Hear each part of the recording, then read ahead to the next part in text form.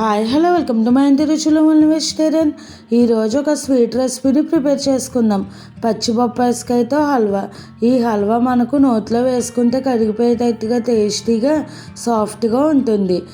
దీనికి rich flavour creamy structure వచ్చేటట్టుగా మనం పాలను ఇలా మరిగించుకుని కోవాలాగా చేసుకుని హల్వాలో వేసుకుంటే కనుక చాలా టేస్టీగా ఉంటుంది.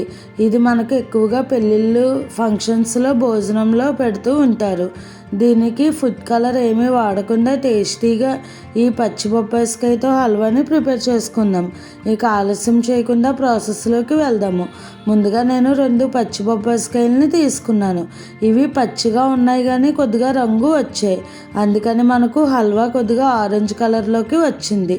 ముందుగా ఈ పచ్చి బొప్పాయికాయలని అటు ఇటు కూడా మనం తొడిమల్ని కట్ చేసేసుకోవాలి. చూసారు కదండి, గట్టిగానే ఉంది కానీ లోపల మాత్రం కొద్దిగా రంగు వచ్చింది. అందుకని మనకు కలర్ చేంజ్ అయింది. ఇలా అయినా కూడా హల్వా చాలా టేస్టీగానే ఉంది. మనకు కలర్ డిఫరెంట్గా ఉంది అంతే. ఇప్పుడు ఈ పైన ఉన్న తొక్కను మనం పీల్ చేసేసుకోవాలి. 2 బొప్పాయికాయలకి కూడా ఇలా పైన ఉన్న తొక్కను తీసేసుకుని తర్వాత వీటిని శుభ్రంగా కడిగి తీసుకోవాలి. మనకు ముచుకు దగ్గర కట్ చేసుకున్నప్పుడు కొద్దిగా పాలు కింద వస్తాయి. అవన్నీ కూడా శుభ్రంగా బాగా కడిగిన తర్వాత మనం వీటిని ముక్కలుగా కట్ చేసుకుని లోపల ఉన్న గింజల్ని తీసేసుకుందాము. చూసారు కదండి, నైఫ్తో కట్ చేస్తుంటే తెలుస్తుంది మనకు కాయలు ఎంత పచ్చిగా ఉన్నాయన్నది. ఇలా మనం 2 భాగాలుగా కట్ చేసుకుని లోపల ఉన్న గింజల్ని తీసేసుకోవాలి. ఇలా గింజలన్నీ కూడా తీసేసుకున్న తర్వాత వీటిని మరలా ఒకసారి వాష్ చేసుకోవాలి. ఈ లోపల ఉన్న ఈ పాత్ను కూడా మనం వేలుతో ఇలా గీకుతూ తీసుకుంటే కనుక శుభ్రంగా వచ్చేస్తుంది. ఇప్పుడు ఇలా అన్నీ కూడా తీసేసుకుని చేసుకున్న తర్వాత వీటిని కూడా ఒకసారి మరలా వాష్ చేసుకోవాలి. ఇప్పుడు ఇలా వాష్ చేసుకున్న వీటిని మనం గ్రేట్ చేసుకుందాము. ఇప్పుడు ముందుగా ఇలా చిన్న ముక్కలుగా కట్ చేసుకుని తర్వాత వీటిని ఇలా గ్రేటర్ సహాయంతో గ్రేట్ చేసుకుంటే సరిపోతుంది. ఇలా చిన్న రంధ్రాలు ఉన్న గ్రేటర్తోనైనా గ్రేట్ చేసుకోవచ్చు, లేదంటే పెద్దగా అయినా కూడా గ్రేట్ చేసుకోవచ్చు.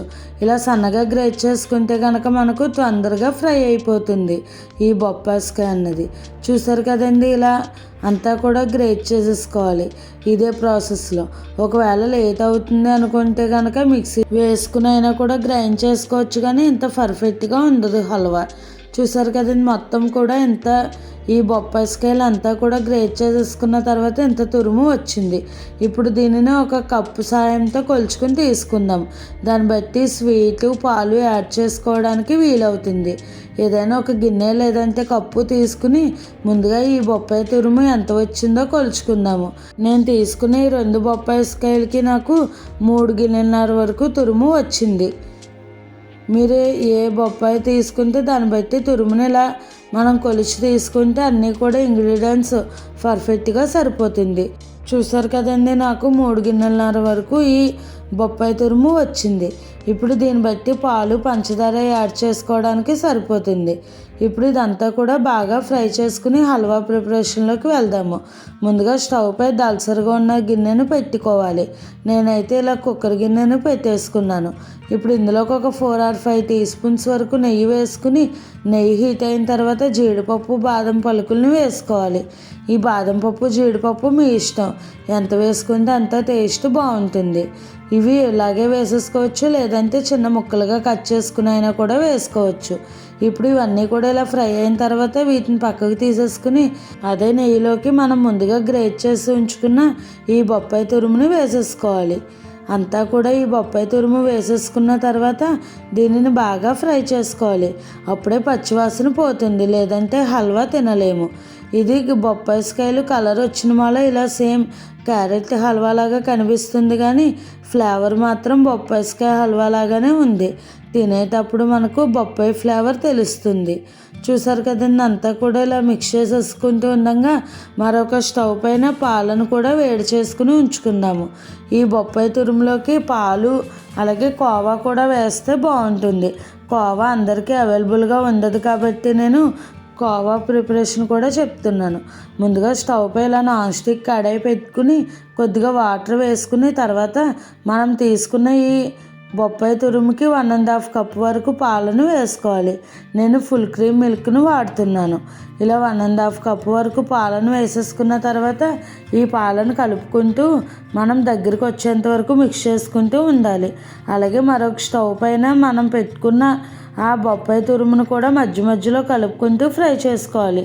లేదంటే అడుగును మాడిపోతుంది, పైన సరిగా ఫ్రై అవ్వవు. ఇప్పుడు ఈ పాలను కూడా ఇలా అంచులకు వస్తున్న మేగడను తీసివేసుకుంటూ చిక్కగా రెడీ చేసుకోవాలి. చూసారు కదండి, నాకు ఒక 10 మినిట్స్కి పాలన్నీ కూడా మరిగి ఇలా కన్సిస్టెన్సీ చిక్కబడుతుంది.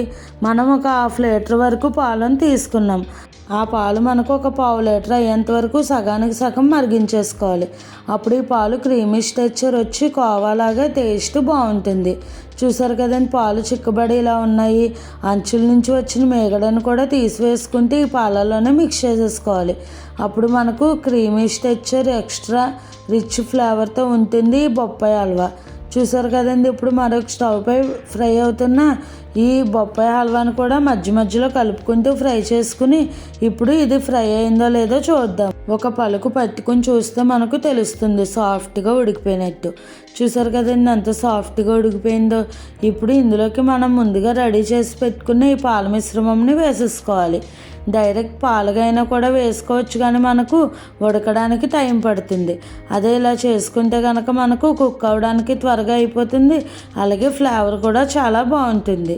ఇప్పుడు ఈ మిశ్రమం అంతా కూడా ఇలా దగ్గరికి వచ్చేసిన తర్వాత ఇందులోకి మనం పంచదారని యాడ్ చేసుకుందాము. 1½ కప్ వరకు పంచదారని వేస్తున్నాను నేను. మీరు స్వీట్నెస్ని బట్టి అలాగే బొప్పాయి ఉన్న స్వీట్నెస్ని బట్టి ఈ పంచదారని అడ్జస్ట్ చేసుకోండి. అదే స్వీట్ ఎక్కువ తినేవాళ్ళు అయితే మనం ఇంకా కొద్దిగా పంచదారని యాడ్ చేసుకోవచ్చు. తక్కువ తినేవాళ్ళు అయితే తక్కువ వేసుకోవచ్చు. ఇదైతే సమానంగా మైల్డ్గా చాలా బాగుంది. ఇప్పుడు ఇదంతా కూడా ఇలా మిక్స్ చేసుకుంటే పంచదార మెల్ట్ అయ్యి మనకు ఈ మిశ్రమం అన్నది మరికొద్దిగా పలచబడుతుంది. మరలా అలాగే మీడియం టు లో ఫ్లేమ్లో కలుపుకుంటూ ఉంటే కనుక మనకు ఈ హల్వా రెడీ అయిపోతుంది. చూసారు కదండి, ఇలా మిక్స్ చేస్తూ ఉండగానే ఒక 5 మినిట్స్కి దగ్గర పడిపోయింది ఈ హల్వా అన్నది. కన్సిస్టెన్సీ మారుతుంది. ఇలా ఈ కన్సిస్టెన్సీలోకి వచ్చాక ఇందులోకి మరొక 2 లేదా 3 స్పూన్స్ వరకు నెయ్యిని వేసుకోవాలి. ఈ హల్వాకి ఎప్పుడైనా కూడా నెయ్యి ఎంత ఎక్కువ ఉంటే అంత టేస్ట్ బాగుంటుంది. తర్వాత ఇందులోకి ఒక 1/2 టీ స్పూన్ వరకు ఇలాచీ ఫ్లేవరు అలాగే మనం వేయించుకున్న జీడిపప్పు బాదం పప్పు పలుకుల్ని వేసేసుకోవాలి. నేను కొద్దిగా పక్కకు ఉంచుకున్నాను పైన గార్నిష్ చేయడం కోసం. మిగతావన్నీ కూడా వేసేసుకుని అంతా కూడా మిక్స్ చేసుకుని దీనిని దగ్గరికి రానిచ్చుకోవాలి. ఒక 5 to 10 మినిట్స్ ఇలా వదిలేస్తే కనుక మనకు చక్కగా ఈ హల్వా అన్నది దగ్గరికి వచ్చేసి పర్ఫెక్ట్ కన్సిస్టెన్సీలో వస్తుంది. మరీ చల్లారిన తర్వాత మరి కొద్దిగా గట్టిపడుతుంది. అందుకని ఈ కన్సిస్టెన్సీలో దింపేస్తే సరిపోతుంది. ఇప్పుడు వేడివేడిగా ఈ హల్వాని సర్వ్ చేసేసుకోవడమే. చూసారు కదండి, మనం కలర్ కూడా ఏమీ వాడలేదు.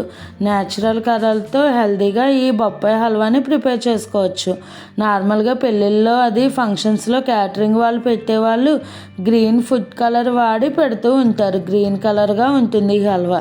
అదే మనం ఇంట్లో అయితే ఇలా ఫుడ్ కలర్ ఏమీ వేయకుండా హెల్తీగా టేస్టీగా ఈ రెసిపీస్ని ప్రిపేర్ చేసేసుకోవచ్చు.